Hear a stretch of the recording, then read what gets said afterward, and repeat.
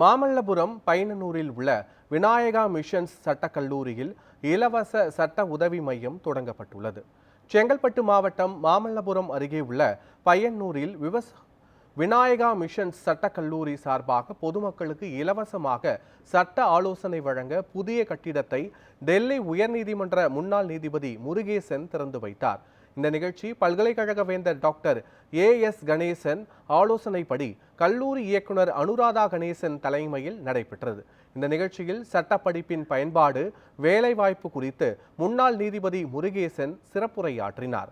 மணமை கிராமத்தை சேர்ந்த 42 இருளர் குடும்பங்களை தத்தெடுத்து அவர்களுக்கு அடிப்படை சட்ட உதவியுடன் நலத்திட்ட வழிகாட்டுதல்களும் வழங்கப்பட்டது. இந்த குடும்பங்களுக்கு அரசு சான்றிதழ்கள், அடையாள ஆவணங்கள், நலத்திட்டங்கள், அடிப்படை வசதிகளை பெறுவதற்கான சட்ட ஆலோசனை வழிகாட்டுதல் வழங்கப்பட்டது.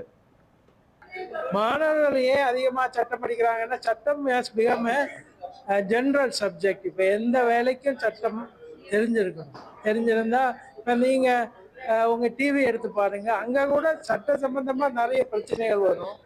சட்டம் தெரிஞ்ச ஒரு ஆள் அதை பற்றி இன்னும் விவரமாக பேச முடியும். அதனால் சட்ட சம்பந்தமான அறிவு இப்போ எந்த துறையிலையும் ஒரு முக்கியமான அறிவு.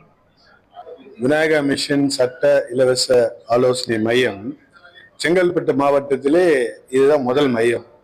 செங்கல்பட்டு மாவட்டத்தில் அப்புறம் எங்கள் பையனூர் பக்கத்தில் திருக்கலைக்குன்றம், செங்கல்பட்டு, திருப்போரூர், அப்புறம் அந்த கோயிலூர், இந்த எந்த இடத்துலையுமே இந்த சட்ட ஆலோசனை மையம் ரொம்ப யூஸ்ஃபுல்லாக இருக்கும் மக்களுக்கு. விநாயகா மிஷன் நிகர்நிலை பல்கலைக்கழகம் நிறைய மருத்துவம்,